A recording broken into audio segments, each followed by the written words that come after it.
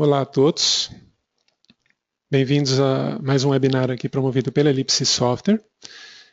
Meu nome é Helker e eu vou ver hoje com vocês como nós desenvolvemos interfaces industriais com alto desempenho visual. A duração prevista para esse webinar é de 50 minutos e no decorrer dessa apresentação vocês podem fazer as perguntas e ao final nós vamos reservar 10 minutos para responder essas perguntas, ok? Essa apresentação ela está dividida em 3 partes. A primeira parte é uma introdução, onde eu vou falar sobre a Ellipse Software e sobre a biblioteca High Performance. A segunda parte, a gente vai analisar o contexto de aplicação dessa metodologia. E numa terceira parte, nós iremos aí analisar mais a fundo a aplicação, os elementos de aplicação, os elementos de design. Ok? Bom, falando um pouquinho da Ellipse. A Ellipse é uma líder nacional em software para automação e gerenciamento de processos. Tem 29 anos de experiência no mercado, tem escritórios no Brasil, na Ásia e nos Estados Unidos. Tá? Temos parceiros em mais de 30 países e mais de 50 mil sistemas instalados. A Ellipse ela nasceu no segmento de automação. O principal produto dessa vertical aí de automação é o Ellipse 3. E com o passar do tempo ela foi crescendo e se organizou hoje em verticais, né? Nós temos a vertical de informação, nós temos a vertical de energia, nós temos a vertical de internet. E nós temos visto aí com a evolução das ferramentas de automação, os sistemas locais migrando para sistemas distribuídos, com isso aumentando o volume de dados capturados, né, e aumentando a necessidade de enviar esses dados para o restante da empresa. Tá? Com isso, né, essa necessidade de gerenciar todos esses dados, a Ellipse criou o EPM, que é o Ellipse Plant Manager. É uma ferramenta de gestão de dados em tempo real. Essa ferramenta ela realiza a coleta dos dados, ela compacta essa massa de dados em uma base temporal, com o máximo de fidelidade das características originais das variáveis, e disponibiliza essa massa de dados juntamente com ferramentas que vão ajudar a empresa a promover análises, né, desses dados e extrair informações e conhecimento útil para o seu negócio. Ok? O setor de energia ele sempre esteve presente na história da Ellipse. Tá? O Ellipse Power, juntamente com os drivers mais usados aí no setor elétrico, como o DNP e o IEC61850, eles compõem aí os produtos dessa vertical de energia, né, e eles estão presentes desde aplicações locais até centros de controle completos, tanto na área de gerenciamento, como de transmissão e distribuição. E de olho no futuro, a Ellipse desenvolveu o Ellipse Mobile, que é o principal produto da vertical internet. Ele permite o acesso a dados de qualquer lugar e dispositivo. Okay? Paralelamente a isso, a Ellipse desenvolve produtos complementares e bibliotecas de apoio ao desenvolvedor, como a Lib High Performance, que é a biblioteca que eu vou usar aqui na apresentação hoje. Então eu vou mostrar aqui para vocês uma aplicação, demonstração, tá? Usando todos os elementos dessa biblioteca. Então aqui nós temos a parte de visualização de dados. Eu vou dar um zoom aqui para ficar mais fácil da gente ver, né? Esses objetos aqui eles já vêm todos prontos, basta instanciar na tela e linkar com a base de dados, a fonte de origem de dados e sair usando. Então aqui, por exemplo, eu tenho um display que mostra os dados coletados de campo. Aqui eu tenho um set point, eu posso colocar, por exemplo, um valor e ele exibe esse valor, né? E tudo isso aqui já é pré-configurado, ok? Eu tenho esses charts aqui, são tipos radar charts, né? Eu tenho bar graphs, eu tenho uma série de objetos já pré-configurados, né? Além disso, eu tenho objetos de abas, né, já prontos. Vou dar um zoom aqui para facilitar a visualização. Então, esse objeto aqui, ele já vem pronto, eu posso configurar se eu quero ele em cima ou abaixo da tela, se eu mostro uma linha ou não. Conforme eu clico aqui, ele já me devolve um valor, né? Então tem uma série de configurações aqui que já vêm prontinhas nessa biblioteca. Além disso, tem objetos de menus aqui em cima, associados com ícones em estilo flat, já disponibilizados pela biblioteca. Eu vou mostrar aqui para vocês.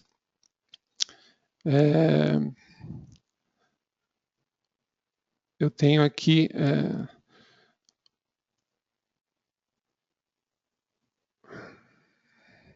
aqui uma série de ícones, ok? Isso aí já vem pronto também com a ferramenta, tá?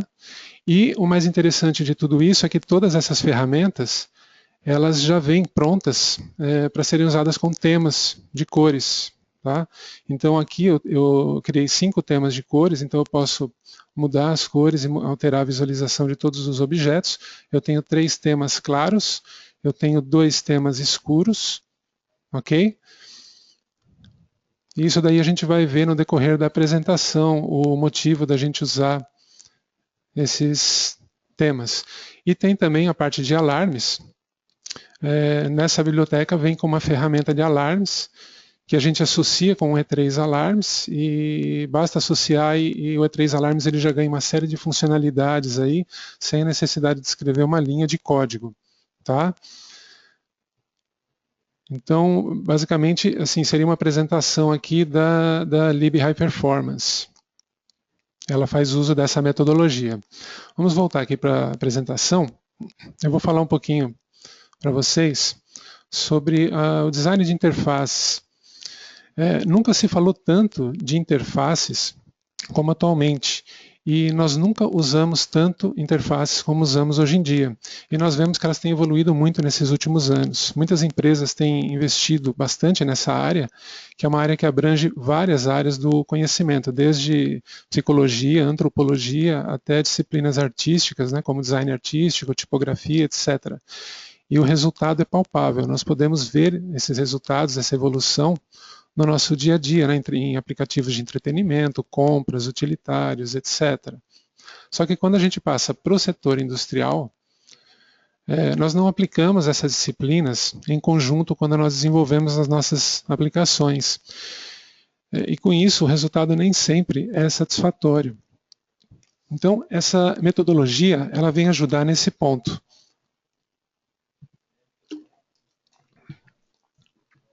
E além disso, além disso, nós precisamos também avaliar nossa cultura de desenvolvimento, né, quando nós desenvolvemos aplicações. Quais os critérios são relevantes para eu aprimorar a minha interface? Quais critérios que eu posso descartar? Nós temos que ter isso em mente. Então, no ciclo de desenvolvimento, né, de aplicação, nós temos que voltar os olhos para o processo do design. E nos perguntar quem que é a pessoa mais importante nesse ciclo de desenvolvimento de nossas aplicações. Aqui eu fiz um esqueminha bem simples, tá? Ele retrata mais ou menos o dia a dia de empresas aí de integração, né? Um profissional do lado do cliente final ou do setor que está solicitando a aplicação, o recurso, e do outro lado um setor de desenvolvimento ou uma empresa de desenvolvimento, que tem aí um gerente de projeto e uma equipe de desenvolvedores, né? Então, quem é a pessoa mais importante no ciclo de desenvolvimento? E eu já vou adiantar para vocês, eu não representei essa pessoa aqui nesse diagrama. Por quê? Porque muitas vezes no processo de desenvolvimento, nós não consideramos essa pessoa, ou às vezes se consideramos, nós não damos a devida importância a ela. Tá? Essa pessoa é o usuário final, é o operador. Tá? são os analistas que vão fazer análises através da nossa interface, são os operadores, eles vão operar a planta através da nossa interface, são os técnicos, engenheiros de manutenção que vão configurar os equipamentos usando recursos que nós disponibilizamos na nossa interface. Tá? Então, é muito importante nós considerarmos que o design ele tem que ser centrado no usuário. O usuário ele tem que estar no centro desse ciclo de desenvolvimento. E o usuário, ele é uma pessoa como nós, ele sofre com fadiga, com estresse, ele tem tarefas a realizar, expectativas, ele pode ser experiente ou inexperiente no processo, experiente ou inexperiente em informática. Então é importante levarmos em conta tudo isso, porque muitos acidentes ocorrem por falha humana e muitos outros ocorrem por falha de design. Então uma interface segura, né, aquela que teoricamente, no ideal, seria a prova de acidentes, ela deve obrigatoriamente ter uma boa usabilidade. Mas o que vem a ser usabilidade? Então, de acordo com a norma ISO 9241, ela define usabilidade como um equilíbrio de 3 fatores: efetividade, eficiência e satisfação. Efetividade significa que o nosso sistema ele tem que ser capaz de realizar suas tarefas de forma completa. Eficiência significa que ele tem de realizar essas tarefas de forma ótima. Né? E a satisfação significa que a interface ela tem que ser confortável para o usuário. Então, imaginem vocês, por exemplo, um sapato que aperta no pé. Qual que é a usabilidade desse sapato? É ruim, ele incomoda. Né? Um carro que a gente usa, que tem folga no volante, ou que o motor fica falhando muito, ele tem uma usabilidade ruim. Então, a interface é a mesma coisa, ela deve proporcionar aí um conforto, uma satisfação para o usuário. Ela tem que ser fácil de usar, ela tem que ser fácil de aprender, ela deve ser fácil para disponibilizar as coisas, tem que ser fácil achar as coisas nela, e ela deve me permitir trabalhar nela sem erros. Tá? Então, se ela me permitir tudo isso, ela tem boa usabilidade.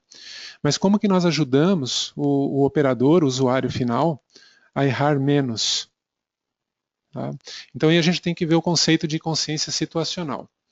Tá? Nós estamos na indústria, isso daí é bastante importante, porque o usuário, o operador, ele vai ver o processo dele através da nossa interface. A nossa interface vai ser a lente através da qual o operador, o usuário, ele vai enxergar o processo. Então, a nossa interface tem que dar condições para ele perceber a situação real, compreender se essa situação está dentro da normalidade ou fora da normalidade e projetar se essa situação perdurar no tempo, continuar do jeito que está, para onde que ela vai levar o processo? Ela vai levar para um acidente ou ela vai continuar estável, vai continuar normal?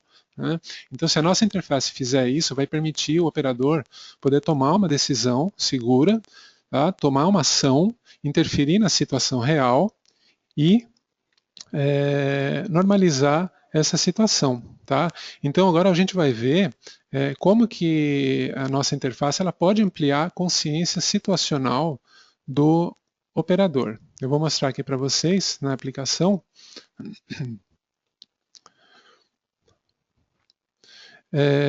Aqui a gente tem um display, ele nos indica os dados lidos de campo, ele nos dá a percepção dos dados. Só que ele não nos dá informação, ele não nos dá contexto. Eu não sei, olhando para esse display, se o valor está próximo ou longe de um limite de alarme. Então isso daí, por exemplo, eu posso conseguir através de um bar graph com limites. Essas barrinhas aqui na horizontal, elas seriam limites. No caso aqui são 2 limites inferiores. Nesse momento ele está alarmado, olha, ele está chegando próximo ali do limite de severidade 3. Tá? Ele está se aproximando de uma situação normal. Só que eu preciso ficar um tempão aqui olhando essa variável para conseguir projetar esse comportamento no tempo. Seria mais fácil se eu disponibilizasse essa informação através de um chart acoplado a esse bar graph. Então, olhando para esse chart, eu estou vendo que a minha variável ela está subindo e eu consigo projetar isso no decorrer do passar do tempo. Tá? Então, é construindo elementos dessa forma que a gente consegue dar para o operador maior consciência situacional. Tá? Um outro exemplo, eu vou fechar aqui, vamos voltar aqui para a tela de processo.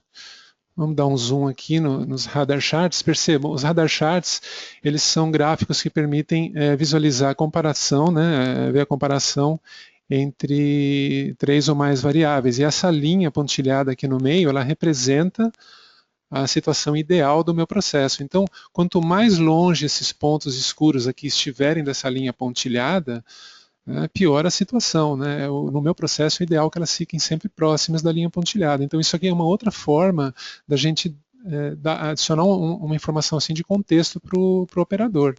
Ok?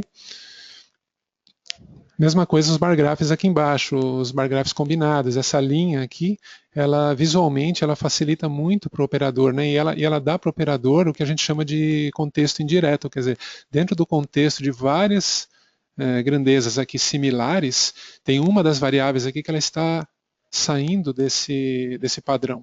Então, indiretamente, pelas demais, a gente sabe que aquela variável está com algum problema.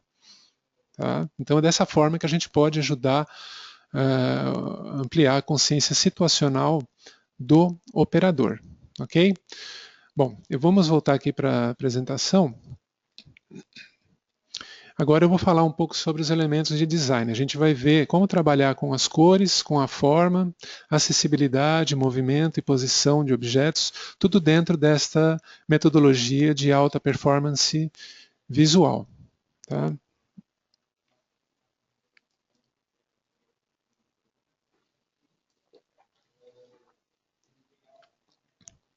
Então eu vou pegar aqui uma tela de processo de uma caldeira. Com relação às cores, pessoal, essa metodologia ela divide as cores em dois grupos, cores para uso normal e cores para destaque. Então as cores de uso normal, elas dão esse aspecto apagado na interface, e isso é feito de propósito. Tá? A ideia é que apenas os elementos que exijam a atenção do operador, como sinalizações de alarmes, apenas esses elementos aí, eles chamem atenção, de fato, né? E os demais elementos que não precisam chamar tanta atenção do operador, eles fiquem numa corzinha mais apagada. Isso faz até com que a tela inteira ela sirva como indicador. O operador ele pode até estar longe da tela, que só num relance, numa olhada assim de relance, ele já vê se ela está inteirinha apagada. Beleza, está tudo normal. Se tem algum elemento ali que está se sobressaindo, então aí já exige uma atenção. Então isso aí facilita, favorece a interpretação de alguma situação anormal. Ok? E temos também a questão dos pixels de dados. Vejam que todo o layout aqui, todos os objetos, eles são feitos em estilo flat, com um mínimo de uso de pixels. Né? Aqui a gente tem uma representação, essas três bombas aqui, vejam como elas chamam muito a atenção pelas cores. Ora, se a minha bomba está ligada, é porque ela deve estar ligada. Né? Se ela está desligada, é normal que ela esteja desligada. Então, para que chamar tanto atenção com cores tão vivas, né, quando isso daqui é uma situação normal de processo? E até mesmo esses tubos com esses degradês, ok, né, eles são bonitos, eles dão um aspecto mais real assim para a tela, só que o degradê a variação de cor, né, do claro para o escuro, ou de tons, ela chama muito atenção. Então, a ideia dessa metodologia é chamar atenção apenas para o relevante, para o essencial. Então, dentro dessa metodologia, o mais indicado é representar com o mínimo de pixels decorativos o que tem caráter decorativo, né, ou caráter assim de não dados, né, e os equipamentos aqui, as informações que estão relacionadas com algum tipo de dado, então a gente utiliza as cores desses dois grupos aqui, ok? Uma outra análise aqui é com relação aos unifilares.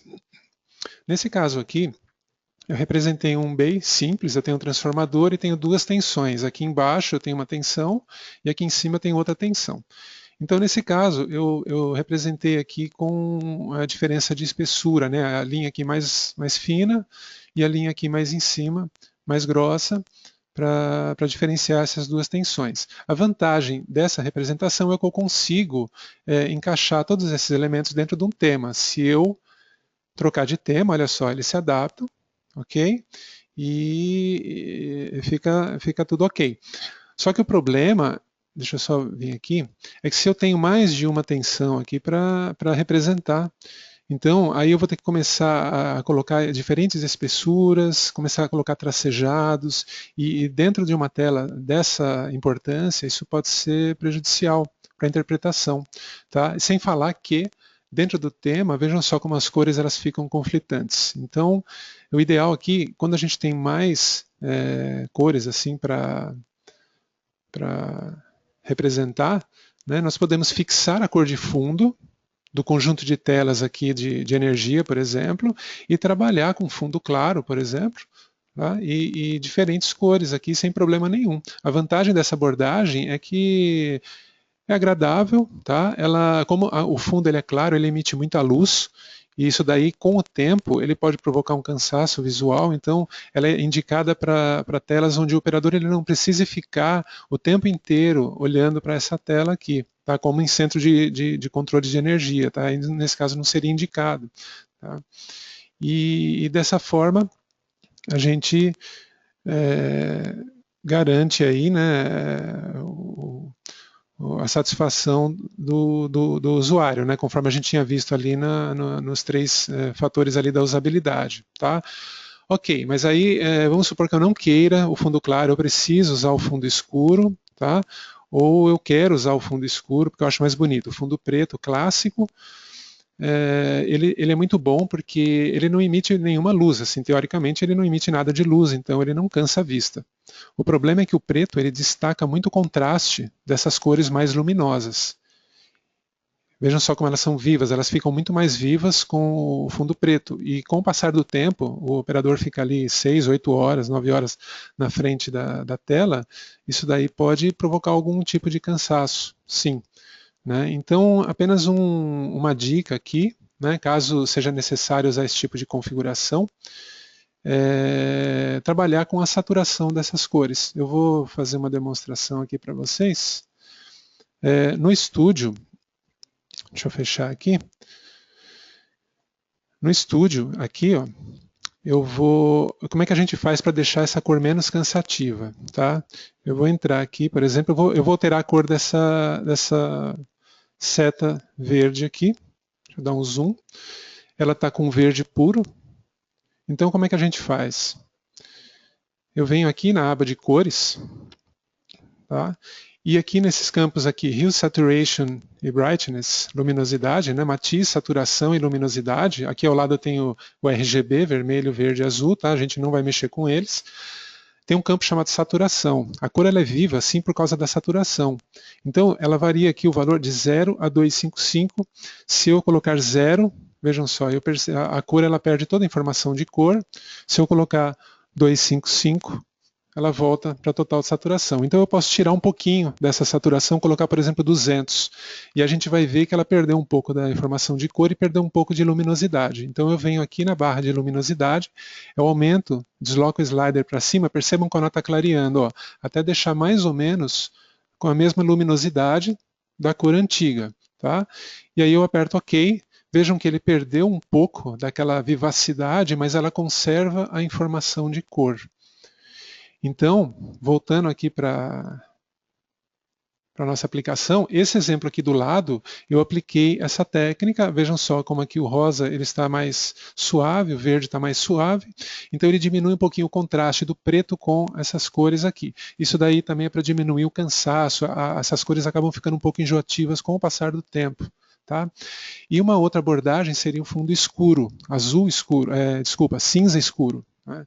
O fundo cinza escuro ele é bom porque ele tem um pouquinho de luminosidade, né, um pouco mais do que o preto, só que ele não chega a cansar a vista e ele permite que eu configure alguns objetos, como essas seccionadoras aqui, eu deixei representado, numa cor mais escura que o fundo, que a gente vai ver que é um recurso usado nessa metodologia. Aqui eu tenho um disjuntor que está na mesma cor de fundo, que ele está indicando aqui um estado inválido, por exemplo, uma cor mais escura que o fundo está indicando desligado ou aberto, tá?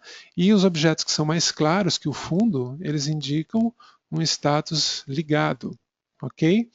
E nesse caso aqui eu usei a cor mais saturada, então perceba como ela chama aqui o verde, né, o vermelho, ele chama menos atenção do que nesse caso aqui do lado, tá?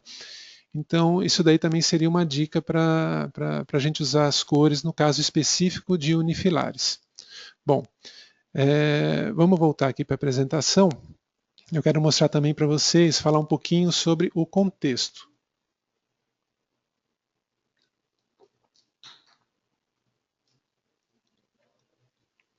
Percebam que esses 4 retângulos, né, eles possuem a mesma cor.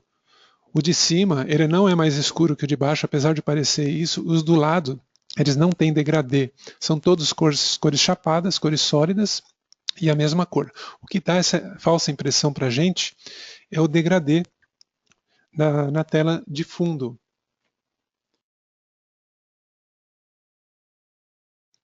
Então, se eu tirar esse degradê aqui do fundo, tá?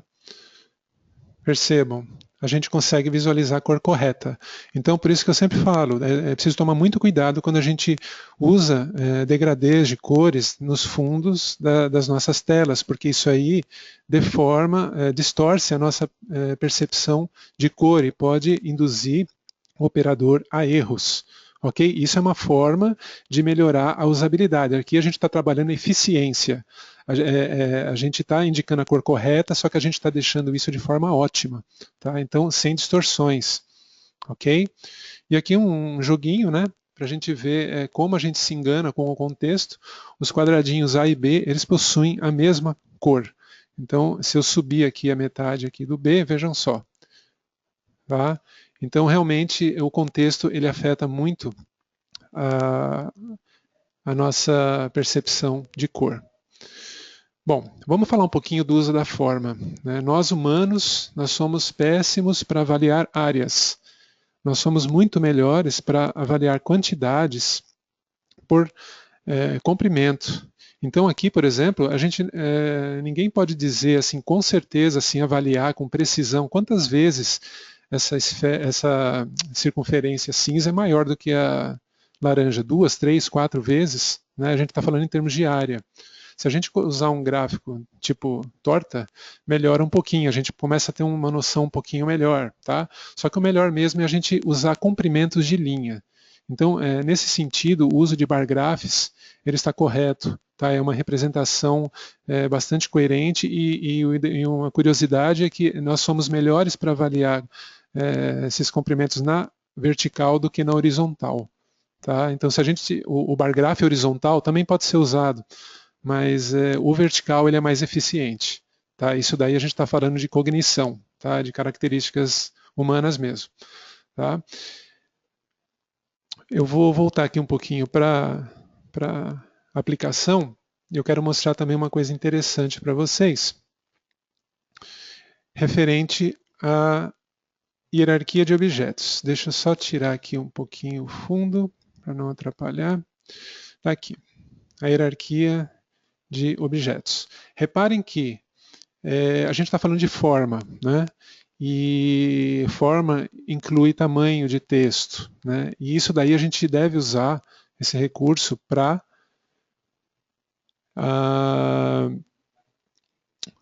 organizar a nossa aplicação. Então aqui eu criei uma tela onde eu coloquei vários elementos aqui de texto com o mesmo tamanho. Então, esse daqui, o primeiro seria supostamente um título de tela, o segundo seria um título de um grupo, e aqui eu teria um subtítulo, enfim, aqui os nomes das variáveis, tá? A gente demora um tempo para se dar conta disso. Se eu utilizar o tamanho para falar para o operador, olha, esse aqui hierarquicamente ele tem uma antecedência em relação ao grupo, que tem uma antecedência em relação ao subtítulo, né?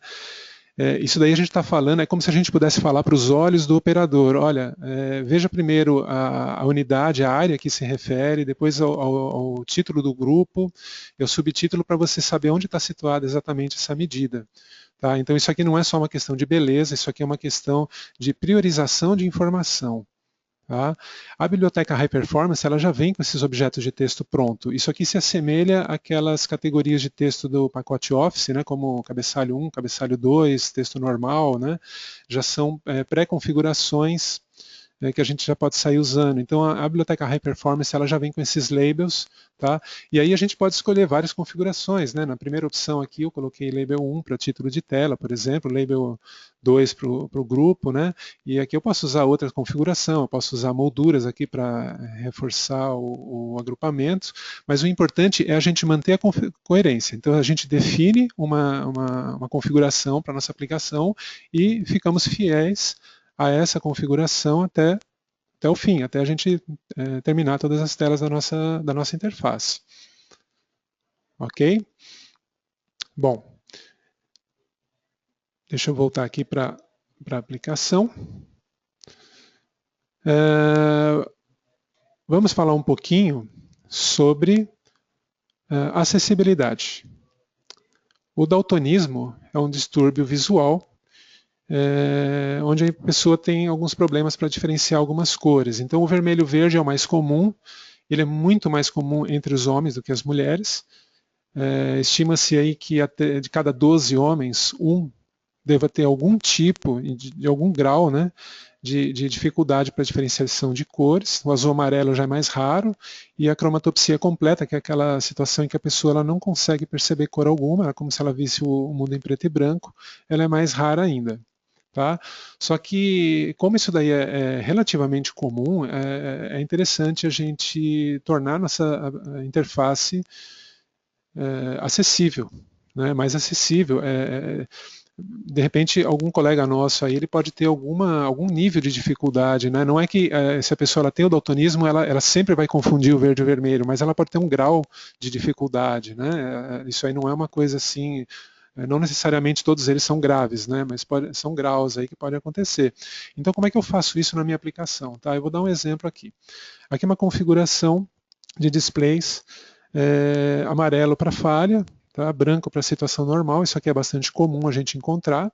Então, o segredo é a gente confrontar essa configuração aqui numa escala de tons de cinza, o famoso preto e branco. Se eu colocar isso aí, por exemplo, num software de edição de imagens, um Paint.net, por exemplo, que é gratuito, e tirar a saturação da minha tela, né, eu consigo ver a minha tela toda em tons de cinza. Então percebam que não existe diferenciação. Tá? Então aqui nesse caso, o que a gente recomenda, por exemplo, se é a indicação de alarmes, representar em objetos separados, com variação na forma e na cor. Então, mesmo vendo em tons de cinza, que seria o caso mais grave de detecção de cores, a pessoa consegue identificar com clareza cada tipo de alarme e saber também quando o valor aqui não está em alarme. Tá? Então aqui seria um exemplo aqui dessa representação com 4 severidades, tá? 4 cores. Uma outra questão muito importante é sobre o uso que nós fazemos, o uso extensivo, massivo, da combinação verde e vermelho.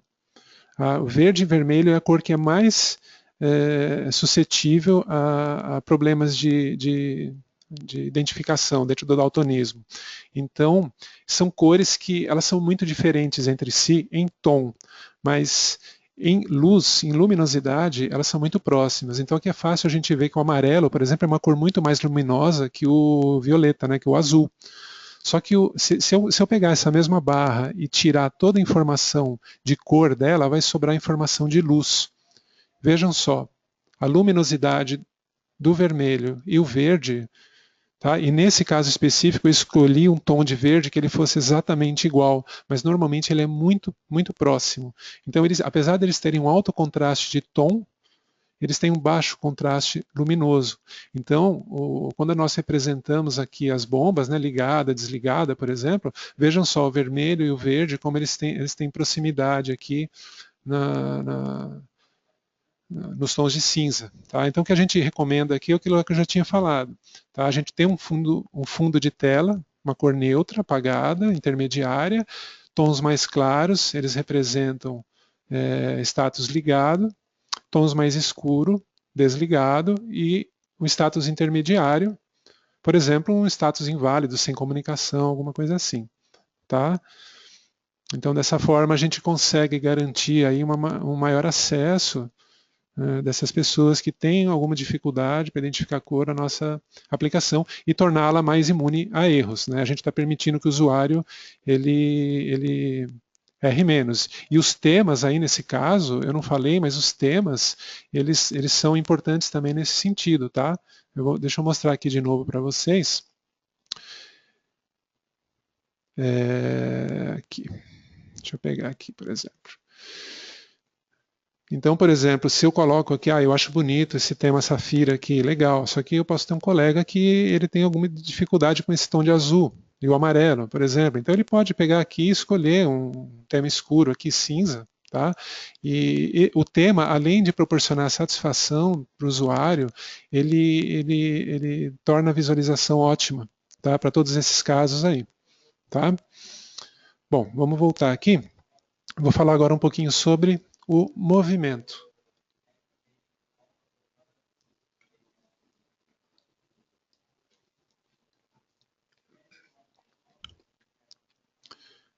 O movimento ele é muito poderoso, atrativo para os olhos, tá? E isso daí, ao mesmo tempo que a grande qualidade dele é o grande defeito dele, dependendo de como a gente usa. Então nós podemos usar o movimento como pisca de alarmes, excelente, tá? Muito bom. Só que para movimentação de objetos não é recomendado. Ok? Por quê? Porque dentro dessa metodologia, a atenção do operador ela deve estar voltada para algo crítico, né, para informações essenciais. Então a gente representar ali um produto nosso saindo do caminhãozinho, indo até o nosso forno, nosso silo, enfim, é legal, é bacana. Acho que todo mundo já fez isso um dia, eu já fiz isso também, fiquei muito contente com o resultado. Mas hoje, analisando melhor a situação, é um erro. Tá? Então, vamos deixar o prioritário, tá? A atenção do operador para as coisas essenciais. Okay? Posição relativa de objetos. Objetos 3D são muito bonitos, são muito chamativos, eles têm um apelo muito grande. Tá? Só que eles não costumam ser muito claros. Tá? Eu estou falando de clareza no sentido de transmitir de forma clara a informação. Tá? Então, esse chart aqui ele pode ser bonito, ele chama atenção, mas ele não deixa claro se os tamanhos das barras eles são iguais ou são diferentes, ou qual que é a diferença entre eles. Tá? Então, a visualização 2D, nesse caso, ela é muito mais eficiente. Ok? A mesma questão quando a gente tem um objeto e a gente quer representar dentro de uma perspectiva. Né? Essa perspectiva, né, perspectiva cônica, a gente tem que deformar os objetos para criar a ilusão de distância. Quando nós fazemos isso, e nesse exemplo aqui que eu estou dando, são 3 objetos de mesmo nível hierárquico, tá? Eles deveriam ter o mesmo tamanho, só que eles aparecem em tamanhos diferentes por causa da ilusão. Então, nesses casos, o indicado para o operador, em termos de clareza, para não violar a hierarquia visual da aplicação, seria representá-los do mesmo tamanho. Uma representação 2D também é mais indicada. Tá? E as telas 3D? As telas 3D, elas têm alguns problemas. Tá? Primeiro, a percepção espacial dela é limitada. Nós criamos uma ilusão, nós tentamos enganar nosso cérebro, né, que se trata de um cenário 3D, quando na verdade ele não é. É uma imagem em 2 dimensões, onde nós deformamos os objetos e criamos essa ilusão. Tá? Pode não parecer, mas o nosso cérebro ele entende isso também. Tá? O excesso de cores e detalhes visuais é necessário porque eu quero representar a realidade ali. A realidade ela é cheia de detalhes. Okay? Então isso aí provoca uma sobrecarga cognitiva. Acaba empobrecendo a representação da informação. Então a visibilidade, a legibilidade e a posição elas ficam prejudicadas. E no caso do destaque aqui, os 2 objetos são idênticos, só que a diferença de tamanhos, o ângulo entre eles está totalmente diferente por conta dessa deformação da perspectiva, tá? Novamente, insistindo, isso daí, para o operador, isso é um problema, tá? A gente tem que lembrar o seguinte, o operador, a gente sempre imagina o operador assim, usando a nossa interface, calmamente sentado ali numa salinha com ar-condicionado, tudo lindo e maravilhoso. Só que numa situação de estresse, numa emergência, a adrenalina sobe, tá? Lembre daquilo lá que eu falei, o operador ele sofre com estresse. E às vezes uma diferença dessas aqui, que a gente pode até achar que é insignificante, numa situação dessa, onde a nossa interpretação de informação ela pode estar prejudicada devido ao estresse, isso aqui pode fazer muita diferença.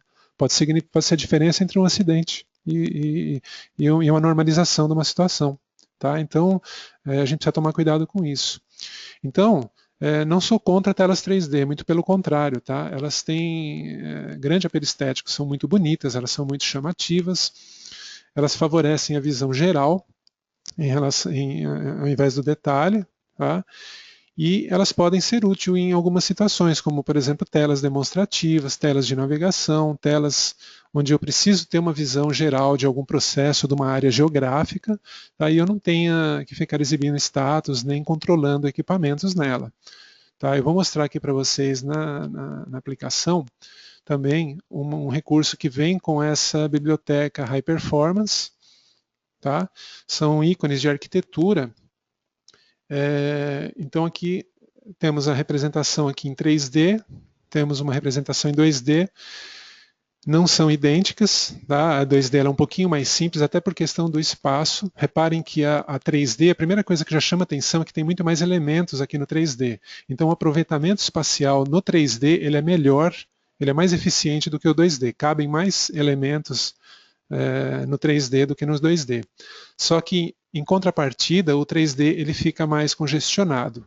Reparem essas linhas aqui, elas ficam bem mais congestionadas, e aqui no 2D a gente tem mais clareza, fica mais claro, mais límpido, né? Fica mais limpo o visual. Então, essa daí é uma diferença assim, importante entre uma e outra. Então, quando a gente vai criar uma interface, a gente tem que avaliar. Eu quero criar uma tela onde eu tenho uma área grande, né, e aqui o 3D ele já dá para a gente de graça essa disposição espacial. Aqui no 2D a gente não tem essa disposição espacial, a gente tem que abstrair isso daí. Tá? Então, se eu preciso representar uma tela onde eu tenho que ter a disposição espacial, eu já tenho que entregar isso para o usuário, por exemplo, para ele permitir ele navegar mais fácil na minha planta. Né? Olha, essa área aqui, eu clicando aqui, eu vou para um grupo de telas, clicando aqui nessa outra área aqui embaixo, eu vou para um outro grupo de telas. Ele é mais eficiente do que o 2D. Então, o 2D ele seria mais eficiente para indicar status. Por exemplo, eu quero animar esse viewer aqui, eu quero deixar ele mais claro, mais escuro, se ele está ativo ou inativo. Tá? Então, vai depender do uso que a gente quer dar para a nossa tela aí. Então, o recomendado aí seria dividir, né? Olha, eu posso ter essa mesma tela aqui de arquitetura, uma versão 2D, e posso criar uma versão 3D, por exemplo, para fazer uma apresentação. O dia que receber a visita de uma escola, ou fazer uma apresentação, enfim, para uma diretoria, para alguma situação nesse sentido. Tá? Voltando aqui para a apresentação. Acabamos, né? Era isso aqui basicamente que eu queria falar para vocês. Eu estou vendo aqui que nós temos, vamos tirar uns minutinhos aqui, eu vou tentar responder aqui as perguntas, tá? Deixa eu ver aqui. Tá. Felipe, ele está perguntando se essa biblioteca possui algum custo para adquirir. Tá? Não, ela não tem algum custo para adquirir. Talvez vocês já tenham visto lá no nosso KB, no Ellipse Knowledge Base. Eu fiz um artigo lá que se chama Metodologia para o Desenvolvimento de Interfaces de Alto Desempenho Visual. Tá? E lá eu explico basicamente essa metodologia e disponibilizo também uma aplicação de demonstração. Então, o que a gente vai fazer? Esse artigo do KB ele está offline, tá? Porque eu vou acrescentar mais alguns conteúdos que eu coloquei aqui hoje e vou disponibilizar essa biblioteca, a versão mais atualizada dela, lá no KB. Então, assim que terminar essa atualização, eu acredito que deva demorar aí entre 1 a 2 semanas no máximo. Eu vou habilitar novamente esse artigo e eu posso mandar um e-mail para todos vocês informando sobre essa disponibilização. Quem não quiser receber esse e-mail pode me solicitar isso, tá? Eu vou mandar meu e-mail aqui no finalzinho para vocês, que aí eu retiro o nome da lista, tá? Mas nós podemos fazer assim, ok? Deixa eu pegar aqui uma outra dúvida.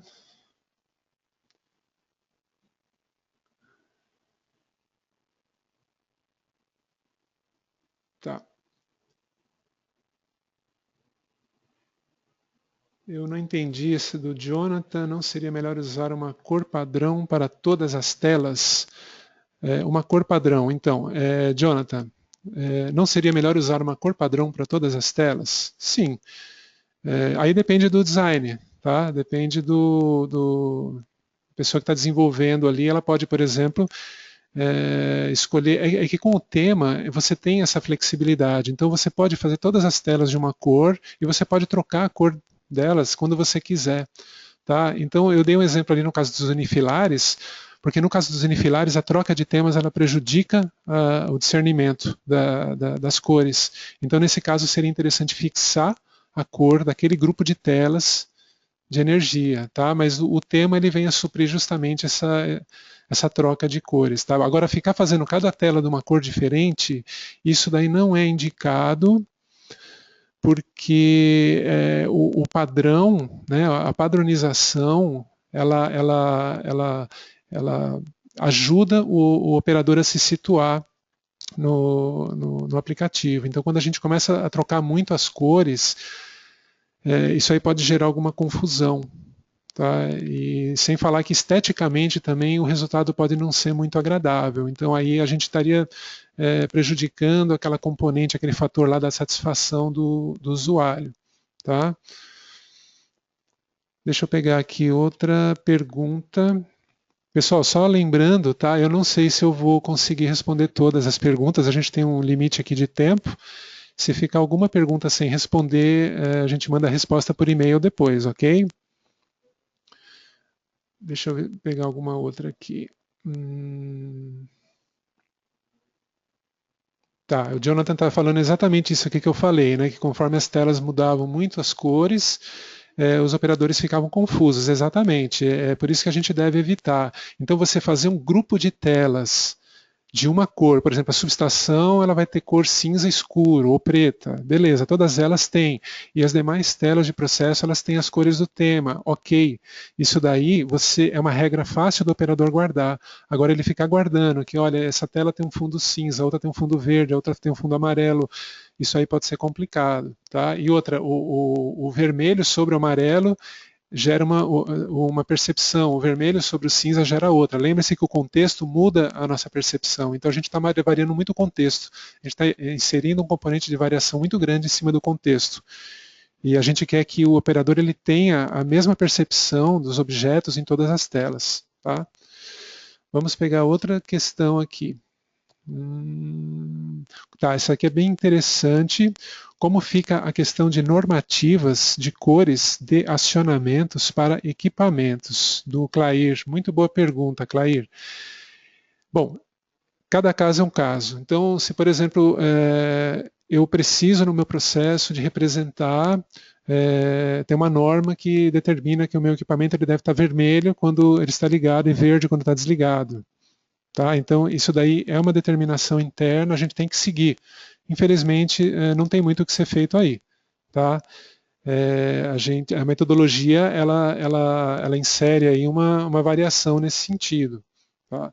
O que pode, de repente, ser acordado é você, ao invés de representar o equipamento inteiro como uma cor vermelha, por exemplo, você colocar um status do lado dele, né, algo um pouquinho menor assim que o operador consiga ver e que ele não tenha tanto destaque na tela. tá? Mas aí se tem norma e o cliente exige essa norma, aí realmente fica complicado, tá? E a sua pergunta foi boa também porque ela me lembrou um detalhe que é o seguinte: essa metodologia, pessoal, a gente pode, esse framework, na verdade, né, o High Performance, a gente pode incorporar na nossa aplicação, sim.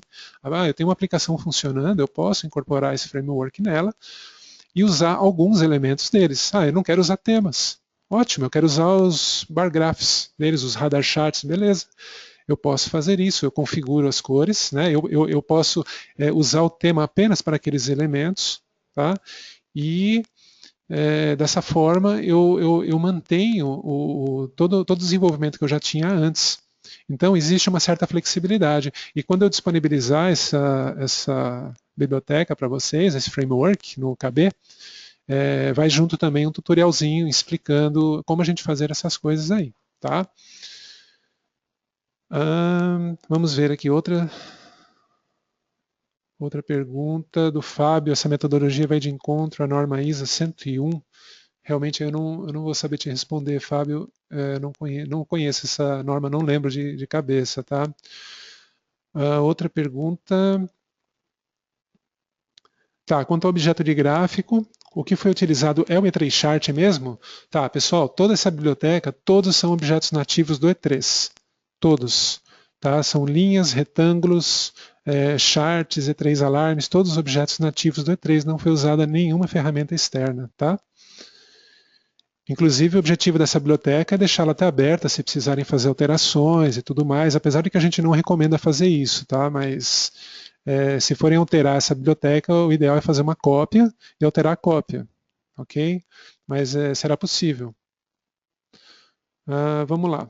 Você poderia enviar a apresentação e vídeo desse curso. Beleza, esse vídeo vai ser disponibilizado no nosso canal do YouTube. Eu ia falar no final isso aí, mas já vou adiantar aqui, tá? Ele não deve demorar, ele deve ser disponibilizado em breve. E essa aplicação, já falando novamente, vai ser disponibilizada no KB, ok? Vamos lá. Outra pergunta.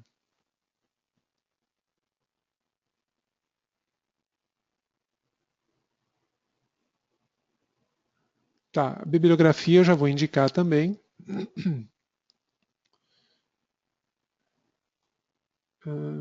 Vamos lá.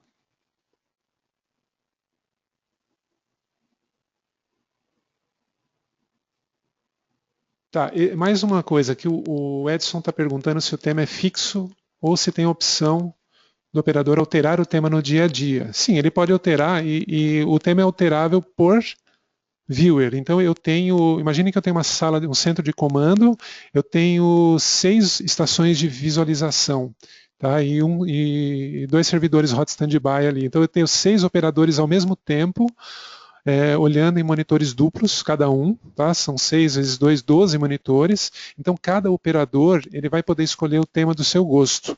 Então o primeiro operador ele quer o Safira, o segundo tema ele quer o Ocean, o terceiro ele quer o Lead e assim por diante, tá? Isso daí é por viewer, ok? Vamos selecionar aqui uma outra pergunta, tá? O que você acha sobre a produção de objetos 3D com outros softwares como o 3D Studio e utilizar na tela como imagem. Tá, eu mesmo já fiz muito isso, viu, Adriano? O Adriano que está perguntando isso, quer dizer, a opinião sobre a produção de objetos 3D. Eu já fiz muita tela no 3D Studio e colocava de fundo, né, e animava os objetos em cima dela. E assim, todo mundo gostava pela beleza da tela. Só que muitas vezes a gente tinha problema porque a gente não conseguia indicar com clareza um equipamento ou outro. Tá? Às vezes, por exemplo, tinha casos, por exemplo, em que eu tinha 12 bombas de uma estação elevatória e uma das bombas ela ficava sempre ou atrás de um muro ou atrás de uma coluna e eu tinha que representar aquele muro, aquela coluna, porque faz parte do cenário, então aí começava a inserir uma complicação muito grande. Então, assim, e em cima disso que eu falei, acabei de falar agora também, tá? Deixa eu só voltar aqui um pouquinho, quer ver? Olha aqui, ó. tem esse problema, tá? Porque às vezes, imagina que isso aqui fosse uma bomba, tá? Ela seria exatamente esse problema que a gente tinha. A última bomba daquelas 12, ela era minúscula. E eu tinha que representar toda a extensão da tela aqui, porque era um rio e tinha que representar do começo ao fim. Era complicado isso, tá? Era bem complicado. Então, é, assim, eu não recomendo muito. Dentro dessa metodologia, eu não recomendo. Agora, sim, se você precisar fazer uma tela assim mais bonitona para fazer uma apresentação, você costuma receber muitas escolas, por exemplo, no teu processo, você quer ter uma qualidade um pouco melhor, você pode criar um grupo de telas, 2, 3 telas, tá? Do teu processo, você fazer em 3D para apresentação. Tá? Até para uma diretoria, você demonstrar um recurso do teu processo, da tua planta, é interessante você ter isso, tá? Mas não para o operador. Para o operador, não é claro, não é essa, sabe? A gente está misturando as coisas, a gente está pegando uma roupa de festa e indo para o trabalho com ela. Então, não é uma coisa assim muito adequada. É bom separar, colocar cada coisa no seu lugar. O operador ele precisa de clareza, ele precisa colocar a atenção dele no que é essencial, ok? Essa norma é internacional? O Clair está perguntando. Na verdade, isso aí é uma metodologia, não chega a ser uma norma, tá, Clair? Então, isso daí é uma coisa assim, que ela está livre para a gente mudar, para a gente melhorar, aprimorar, ok? E é o que a gente pretende fazer aqui na Ellipse. A gente pretende fazer esse framework cada vez melhor, para que todos nós possamos aí melhorar o desenvolvimento das nossas aplicações. Inclusive, eu vou pedir a todos vocês, tá, conforme forem usando essa aplicação, esse framework, entrem em contato conosco, tá, retornem, peçam objetos novos, funcionalidades que vocês gostariam de ver nessa biblioteca, que a gente vai estudar, a gente vai analisar cada uma com carinho, tá? Infelizmente, o tempo está acabando. Eu vou selecionar mais uma pergunta apenas. Tá? Eu gostaria de continuar, tem algumas perguntas a mais aqui, mas eu vou pegar mais uma.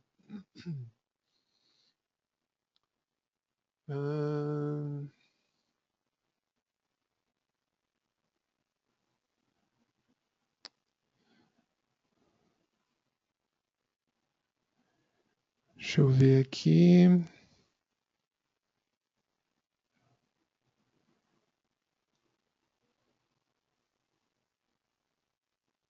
Você tem uma pergunta aqui do Paulo, né? Você acha melhor usar objetos 3D num fluxograma 2D ou deixar eles todos vetoriais?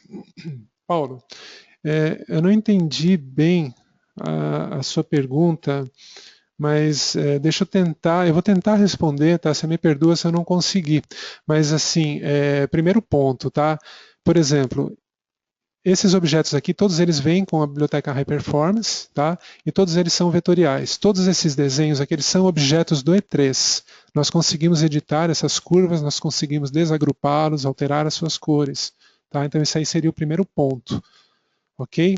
E de certa forma, eu acho que isso aqui que eu estou mostrando, ele vai de encontro ao que você está falando, porque eu estou usando objetos 3D aqui, né? Por exemplo, essa representação aqui na arquitetura 2D, esses 3 servidores aqui, o E3 Server, Hot Standby, e o DB Server, né, o servidor do banco, ele tem um fundinho aqui, ele é um pouquinho tridimensional também.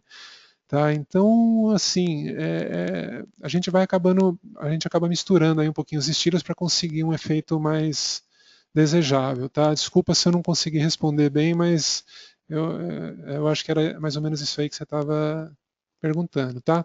Pessoal, só finalizando, estamos em cima do tempo aqui, eu queria recomendar, lá no KB vai ter várias obras que vocês podem consultar, mas essas 3 aqui eu acho que são as melhores para quem quer se aprofundar nesse assunto, tá? O primeiro é Design para quem não é designer, da Robin Williams, tem em português, ele é espetacular esse livro, é justamente para quem não é designer, não tem talento artístico, para ler esse livro e nunca passar vergonha. Tá? Então eu li ele, foi um dos primeiros livros que eu li de design e até hoje eu aplico os conceitos dele, é excelente. O segundo livro, Information Dashboard Design, do Stephen Field, infelizmente eu não encontrei uma versão em português, tá? Assim como o High Performance HMI Handbook do Billy Holyfield. Nenhum desses dois aqui eu achei em português, tá? Mas para quem tiver facilidade com inglês, vale a pena, porque eles são a base de tudo isso aí que eu falei aqui, essas 3 obras aqui, ok? Eu queria agradecer a assistência aí de todos, tá? Foi um prazer aqui falar para todos vocês. E não se esqueçam, tá? Se tiverem sugestões para os próximos webinars, por favor, entre em contato com a gente. E aqui tem o nosso canal do YouTube, tem o nosso canal lá no KB, né, o artigo 5289 que eu falei para vocês, ok? Ao terminar o webinar, será aberta uma pesquisa para vocês responderem. Eu peço a gentileza aí vocês avaliarem o nosso webinar. E se quiserem serem avisados sobre novos webinars, basta se cadastrar na nossa newsletter. Vocês entram lá no nosso site Elipse, lá no rodapé tem ali para se inscrever, um link para se inscrever na nossa newsletter, ok? Então, eu queria agradecer a assistência de todos aí. Muito obrigado, viu, pessoal?